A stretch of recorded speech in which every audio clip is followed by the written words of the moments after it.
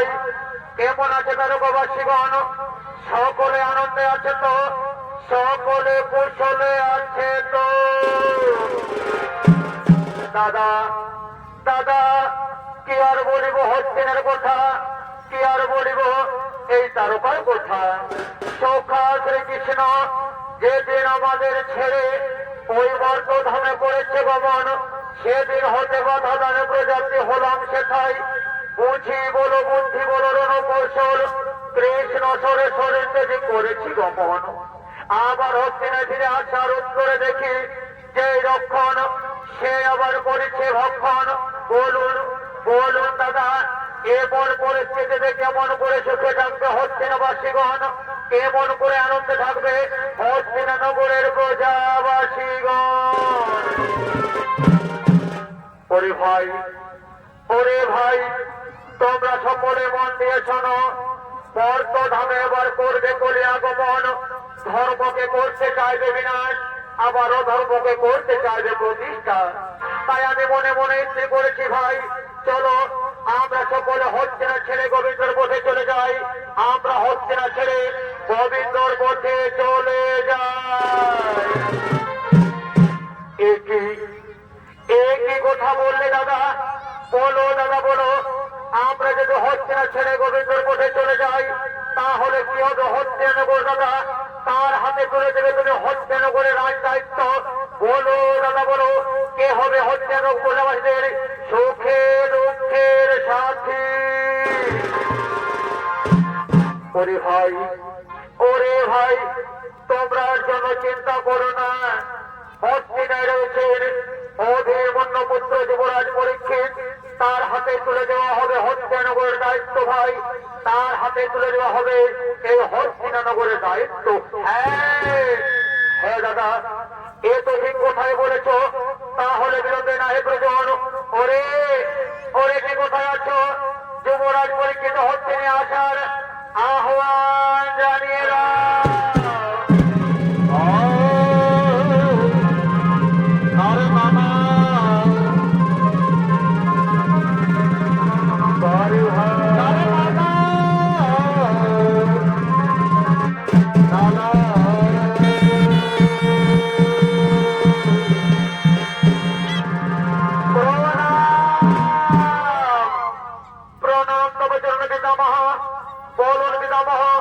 অসময়ে যুবরাজ পরীক্ষিতের কেনালয় আচরণ বলুন পিতামহ, কিবা কার্য করিতে হবে আমার?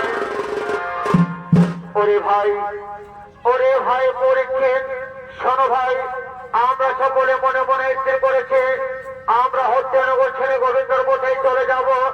যাবার পূর্বে তোমার হাতে দিয়ে যাব হস্তিনগরের দায়িত্ব ভাই। তোমার হাতে দিয়ে যাব হস্তিনগরের রাজ দায়িত্ব। হ্যাঁ হ্যাঁ পিতামহ, হ্যাঁ তব দেখানে অক্ষরে অক্ষরে করিব পালন। যান পিতামহ, আপনার হাসি মুখে গোবিন্দর পথে চলে যান। হাসি মুখে গোবিন্দর পথে চলে যান।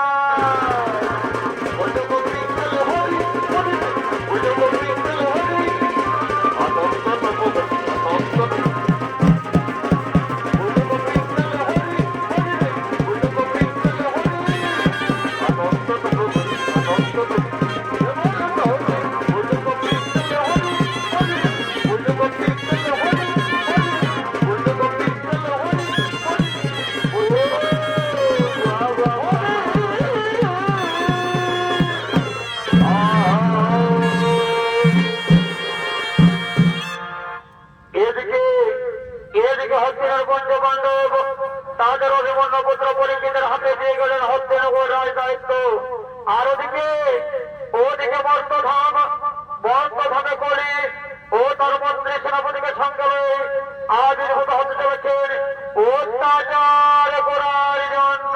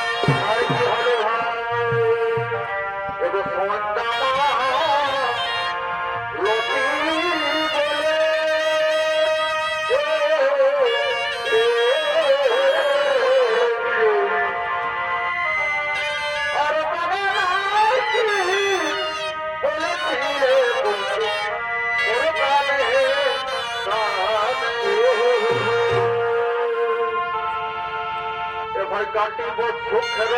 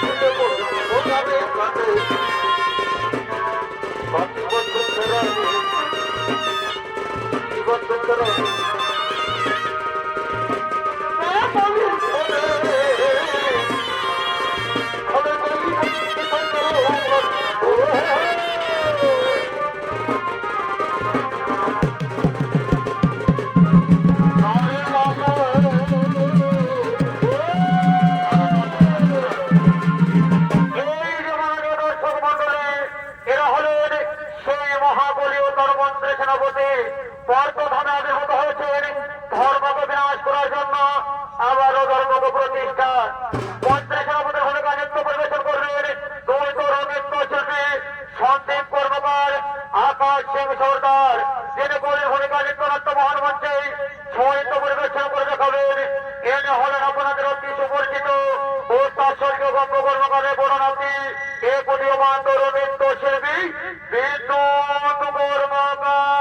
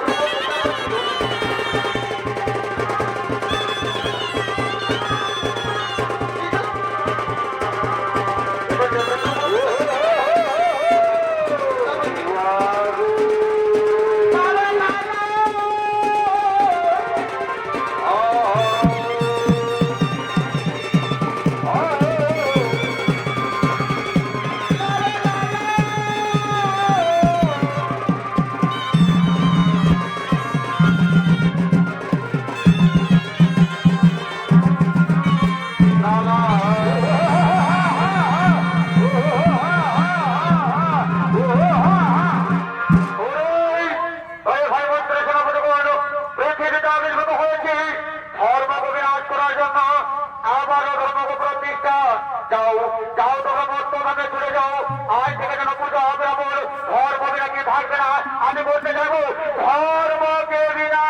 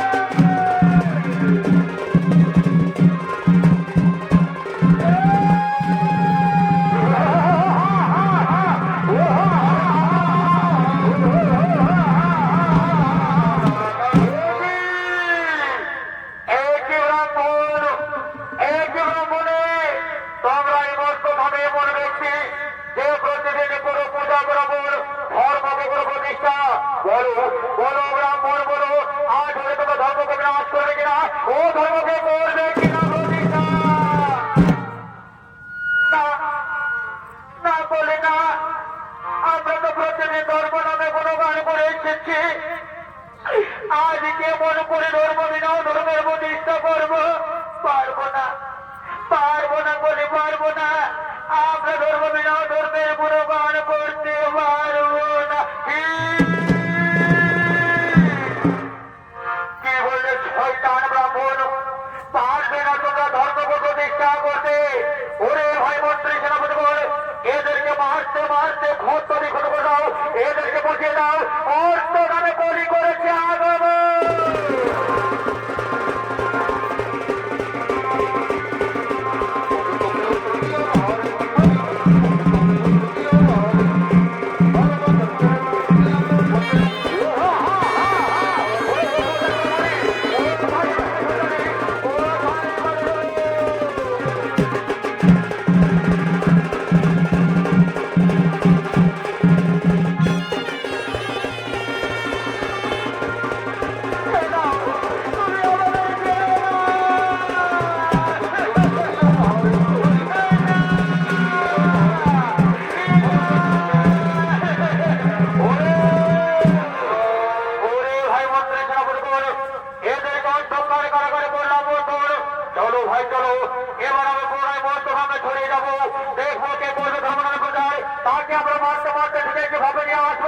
আমাদের অন্ধকার কারাগারে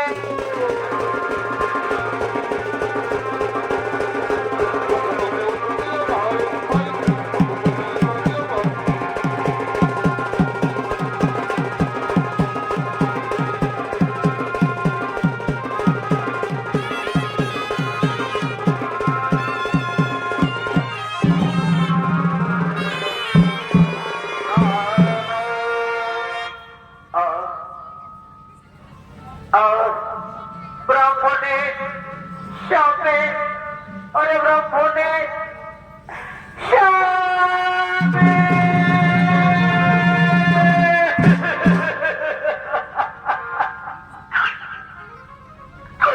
আরে ব্রাহ্মণে তুমি বলতে পারো, ব্রাহ্মণে বলতে পারো ওই দুষ্ট দুরামতি করি আমরা কি এমন অন্যায় অপরাধ করেছি যার জন্য আমাদের দিনের প্রতি চালিয়েছে নিষ্ঠুর নির্যাতন? তুমি কি বলতে পারো ব্রাহ্মণে? তুমি কি বলতে পারো? ব্রাহ্মণে আর কতদিন আমাদের এভাবে নিষ্ঠুর নির্যাতন সহ্য করতে হবে? অবদাবে দিনের পর দিন চাবুকের অত্যাচার আমি যে সহ্য করতে পারি না যাবে। আমি যে অন্ধকার কারাগারে তিল তিল করে মরে যাব যাবে। আমি যে মরে যাব।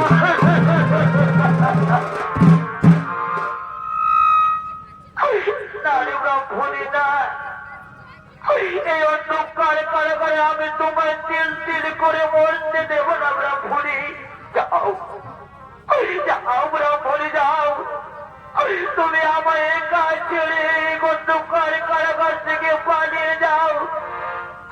আমি পুরুষ মানুষ, যে কোনো করে অন্ধকার কারাগারে দিন কাটাবো। তুমি আমায় ছেড়ে চলে যাও না ব্রাহ্মণী। এসো এসো ব্রাহ্মণী, আমি তোমায় এগিয়ে দিই ব্রাহ্মণী। তুমি আমায় ছেড়ে চলে যাও ব্রাহ্মণী, তুমি আমায় ছেড়ে চলে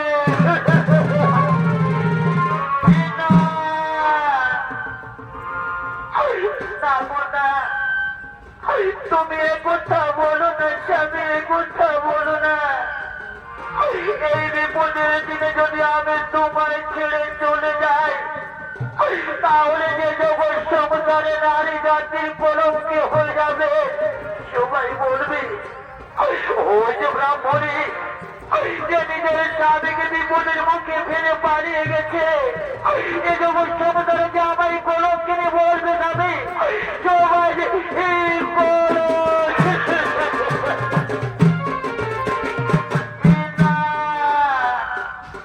এই নারী ব্রাহ্মণী না, তুমি আমায় ভুল বুঝো না ব্রাহ্মণী, তুমি আমায় ভুল বুঝো না। বলে ব্রাহ্মণী, তুমি যখন আমায় ছেড়ে যাবে না, তাহলে এসো ব্রাহ্মণী এসো, আমি দুজনে এখান থেকে পালিয়ে যাই। রাত্রি অন্ধকারে কেউ কোথাও নেই ব্রাহ্মণী, এসো এসো ব্রাহ্মণী এসো, আমরা পালিয়ে যাই।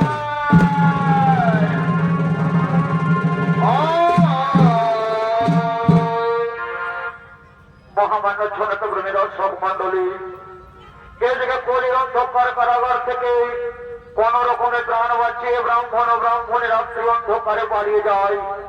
দিনের পর দিন শেষ হয়ে যায়, অন্ধকার দিন কাটতে থাকে। এমনকি দিনের পর দিন পার হয়ে যাওয়ার পর তারা অরণ্য মাঝারে গিয়ে পৌঁছয়। অরণ্য মাঝারে ঘুরতে ঘুরতে তারা স্বামী স্ত্রী দুজন বিচ্ছিন্ন হয়ে যায়। আর এদিকে হচ্ছে রাজা পরীক্ষিত অসমের যে উপর 3-3 হয়েছে পুরনো, তাই তার মন্ত্রী সেনাপতিকে সঙ্গে হস্তিরা রাজপ্রসাদের দিকে করছেন আগমন।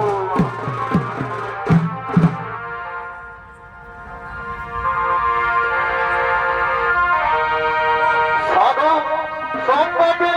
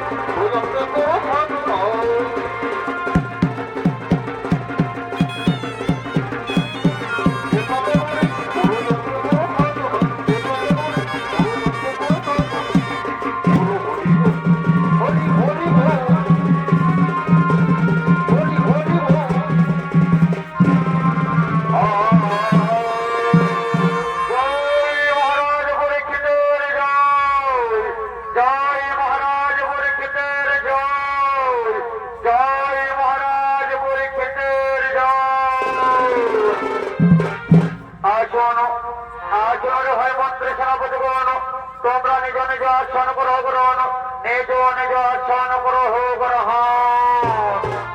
শোনো শোনো রে ভাই মন্ত্রী সেনাপতিগণ, আজকের সভার বিশেষ বিবরণ। অসময় যোগ্য আমার 3 দিনবার হয়েছে পূরণ, তাই আমার মনে বড় আশা জেগেছে, তাই আমার মনে বড় আকাঙ্ক্ষা জেগেছে। আমি এবার দীর্ঘ শিকারে যাব ওই অরণ্য মাঝারি। তাই তোমরা বিলম্ব করো না ভাই, চলো এবার আমরা সকলে নিজ নিজ ঘুরে ফিরে যাই। কাল সূর্য উদিত হওয়ার পূর্বে আমরা দীর্ঘ শিকারে করিব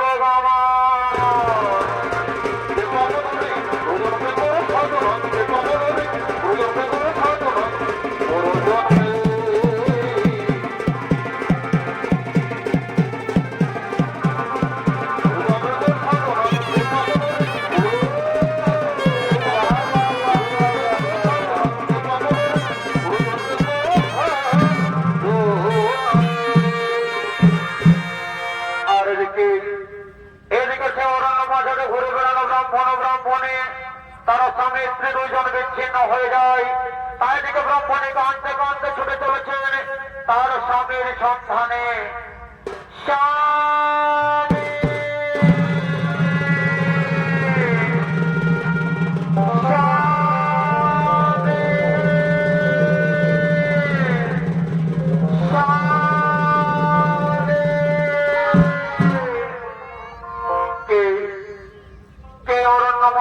স্বামী স্বামী বলে চিৎকার করে এ তো কোন নারীর কণ্ঠস্বর। তাহলে নারী কি কোন বিপদ হয়ে পড়েছে? হ্যাঁ হ্যাঁ, আমায় দেখতে হবে কে সে নারী। স্বামী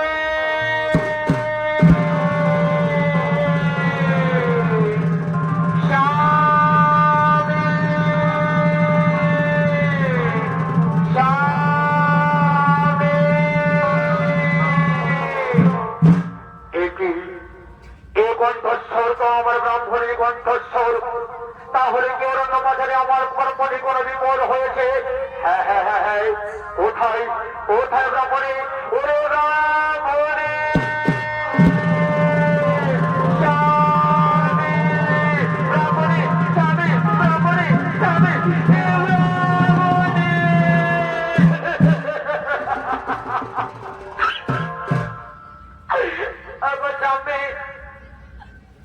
তুমি অরণ্য মাঝারে আমায় একা ফেলে কোথায় চলে গেছিলে? বলো না স্বামী, বলো। তুমি কি জানো না তোমায় ছাড়া যে আমি এক বিন্দু থাকতে পারি না? স্বামী, তুমি আমায় বলে দাও, তুমি কোথায় চলে গেছিলে? ওরে ব্রাহ্মণী, ওরে ব্রাহ্মণী, অরণ্য মাঝারে ঘুরতে ঘুরতে আমি যখন বড় ক্লান্ত হয়ে পড়েছিলাম, তখন আমি তোমায় কোথাও দেখতে পাইনি রে ব্রাহ্মণী।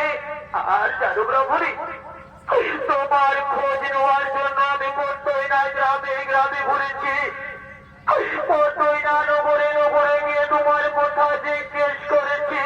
জানো ব্রাহ্মণী, কেউ তোমার কোনো কথাই বলে না রে ব্রাহ্মণী। এমনকি দেশ বলতে আমার মনে হয়েছিল এ যোগ সংসারে বোধহয় তোমার আর আমার মিলন হবে না রে ব্রাহ্মণী, তোমার আর আমার মিলন হবে না।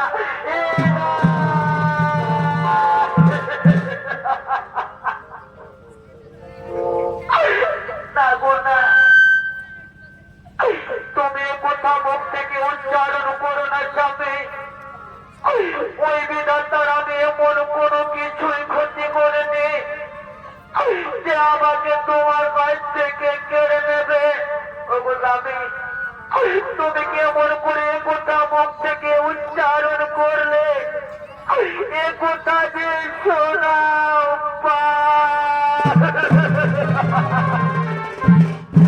ওরে ব্রাহ্মণী, ওরে ব্রাহ্মণী, অরণ্য মাঝারে ঘুরতে ঘুরতে আমি যে বড় ক্লান্ত করি ব্রাহ্মণী। আজ আমি বড় ক্ষুধার্ত। দাও দাও ব্রাহ্মণী, দাও।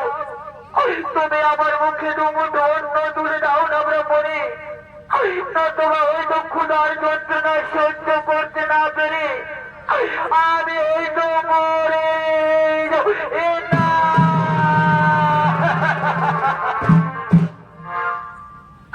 না গো না, থাকতে তোমায় ক্ষুধার যন্ত্রণায় মরতে দেব না স্বামী।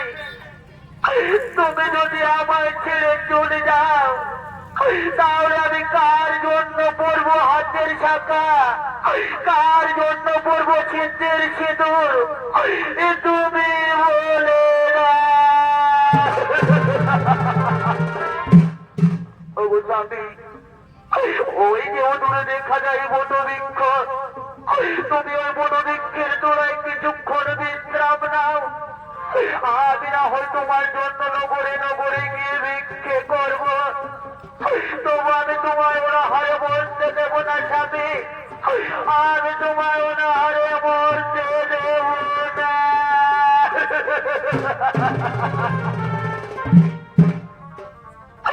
ও নগরবাসী, ওগো মায়েরা, তোমরা তো নারী জাতি, তোমরা জানো নারীর বেতন। এই জগৎ সংসারে যে নারীর স্বামী নেই তার তো বেঁচে থাকার কোন অধিকার নেই। তোমরা আমায় কিছু ভিক্ষে দাও যাতে করে আমি আমার স্বামীর মুখে দুমুঠো অন্ন তুলে দিতে পারি। তোমরা আমার শীতের সিঁদুর রক্ষা করো।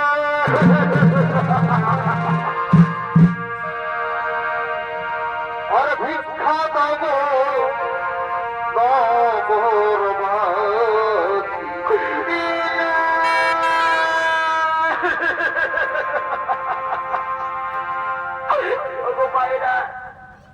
তোমরা আমায় কিছু ভিক্ষে দাও যাতে করে আমি আমার স্বামীর মুখে দুমুঠো অন্ন তুলে দিতে পারি। তোমরা আমায় কিছু ভিক্ষে দাও। আর ভিক্ষা দেব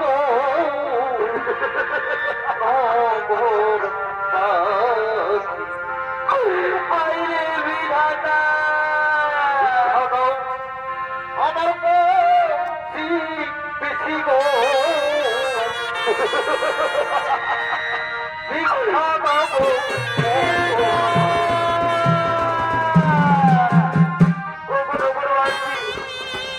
তোমরা আমায় কিছু ভিক্ষে দাও না, আমার স্বামী আজ বহুদিন উপবাসী ক্ষুধার যন্ত্রণায় ছটফট করে। তোমরা আমায় কিছু ভিক্ষে দাও, তোমরা কিছু ভিক্ষে দাও।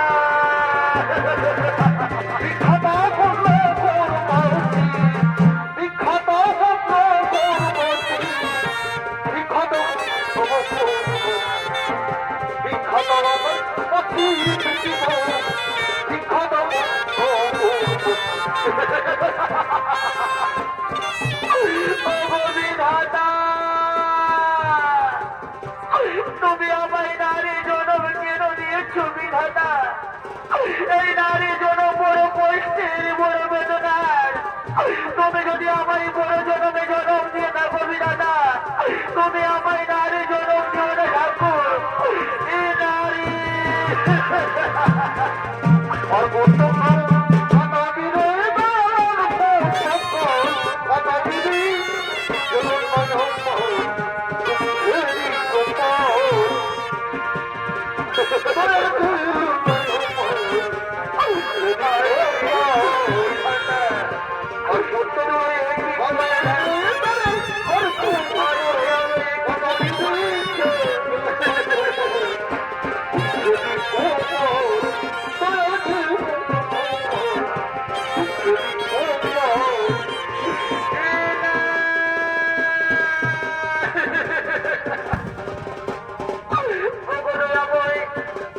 তুমি আমার কোন পরীক্ষা নিচ্ছ ঠাকুর? আমি যে পরীক্ষা দিতে পারবো না ঠাকুর। তুমি আমায় জ্ঞান না ঠাকুর, তুমি আমায় দেখা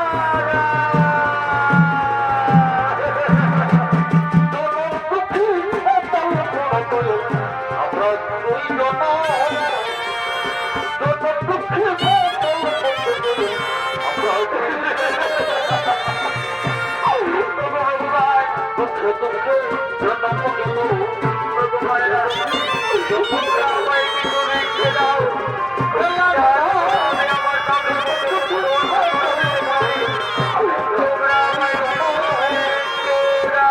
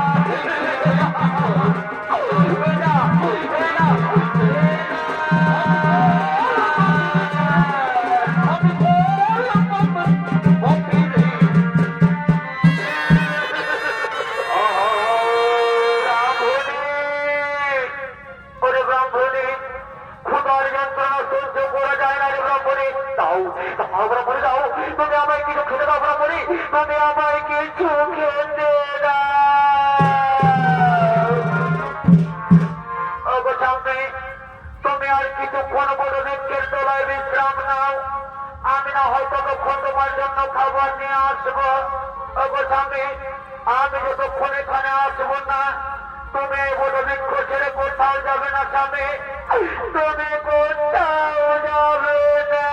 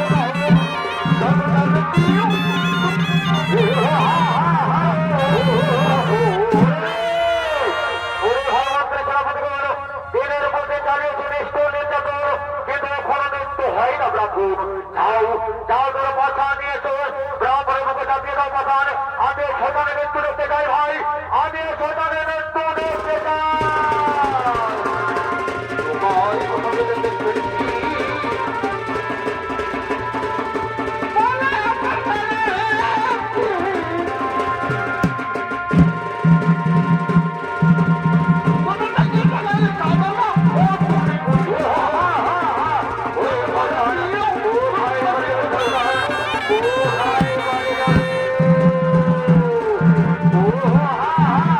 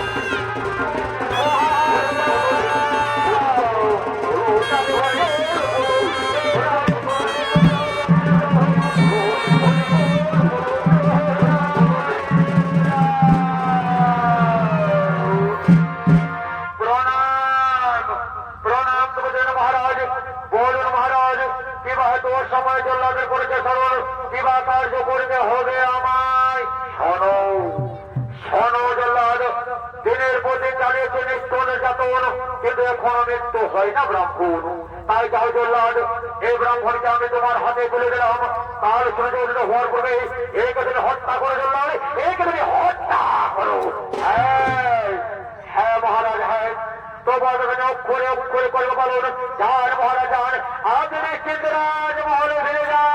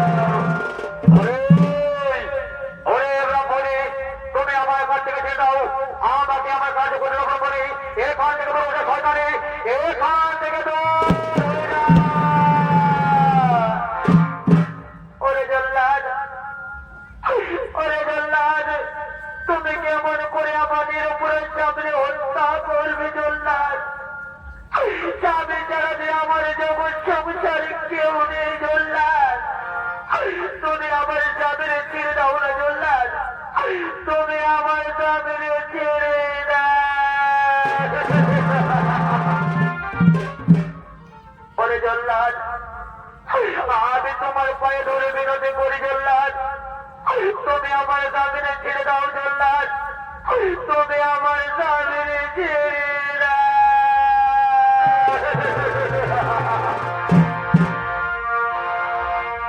মেরো মনে রোনা তো হবে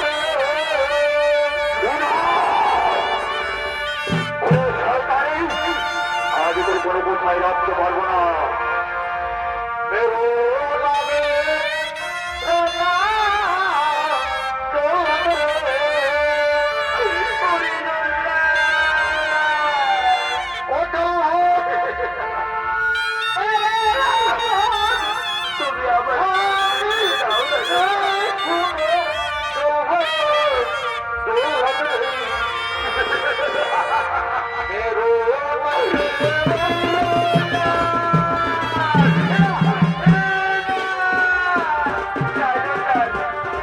তুমি আমার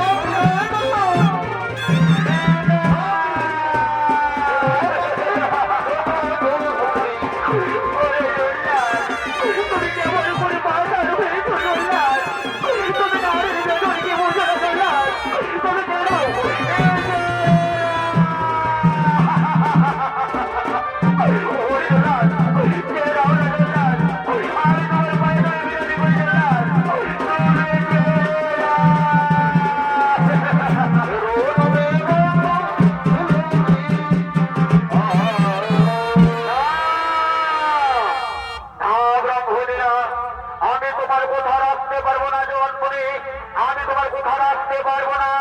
ওরে ভাই মন্ত্রী সেনাপতি বলো ব্রাহ্মণীকে আমার সম্মুখ থেকে যাও, আমাকে আমার কাজ করে দাও ভাই, তোমরা ব্রাহ্মণীকে আমার সম্মুখ থেকে নিয়ে যাও।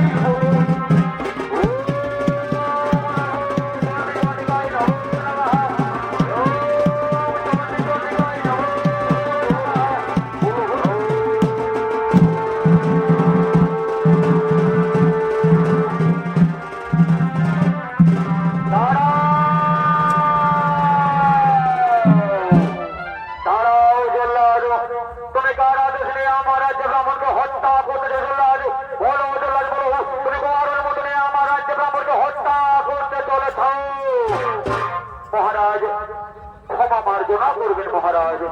আমি করে রাজা অক্ষরে অক্ষরে বলছি পালন, এতে আমার কোনো অপরাধ নেই মহারাজ, এতে আমার কোনো অপরাধ নেই। শোনো জল্লাদ, আমি সবই বলতে পেরেছি। যাও জল্লাদ যাও, তুমি এবার নিজেকে ফিরে যাও, আমি তোমায় ক্ষমাই করে দিলাম। আর কোথায় অহংকার করি, অহংকারে বসীভূত হয়ে আমার রাজ্যে প্রবেশ করে ব্রাহ্মণের বোঝালে চল্লিশটা নির্যাতন, আর দেখি তবু কত শক্তি ধরে।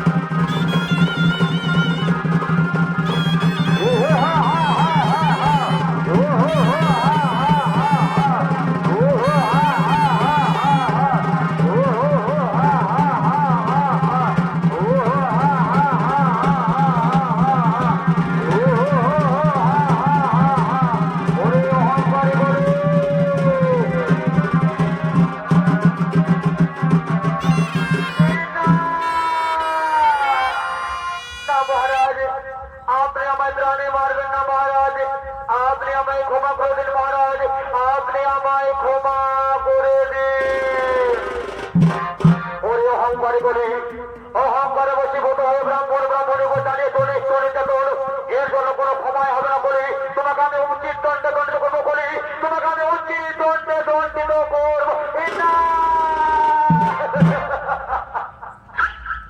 না না মহারাজ না আমি ক্রোধে বর্ষিত হয়ে করেছি কুকর্ম আপনি তো সত্য ধার্মিক মহারাজ তাহলে আপনি আমায় ক্ষমা করবেন মহারাজ আর কৃপা করে আপনি মরে স্থান দেখিয়ে শোনো রাজা পরীক্ষিত আমি ধর্ম বিনা ধর্মের কোনো কাজে করি না আজ যখন তুমি আমার কাছে কাতর কোনকে চাইলে প্রাণ ভিক্ষা আমি তোমায় প্রাণ ভিক্ষা দিলাম যাও বলে যাও আজ হয়তো তুমি যেখানে নারীজন যেখানে মদ্যপান অহিংসা অনুষ্ঠান সেখানে হবে মনোরম এবার তুমি এখান থেকে চলে যাও বলি এবার তুমি এখান থেকে চলে যাও না না মহারাজ এই চারিখানা স্থান বলে না হবে সন্তুষ্ট মহারাজ সত্য যদি আপনি বলে দান করতে চান তাহলে বলে স্বর্ণালয় গ্রহ দান মহারাজ আপনি বলে স্বর্ণালয় গ্রহ দান শোনো বলি আমি তোমায় খালি হাতে ফেরাবো না যাও বলি আজ হতে আমি তোমায় স্বর্ণালয় করলাম দান স্বর্ণালয়ে গিয়ে তুমি হও রাজা আমি তোমায় স্বর্ণালয় করিলাম দান আর এসো ব্রাহ্মণে চলো এবার আমরা হস্তিনে ফিরে যাই আমরা হস্তি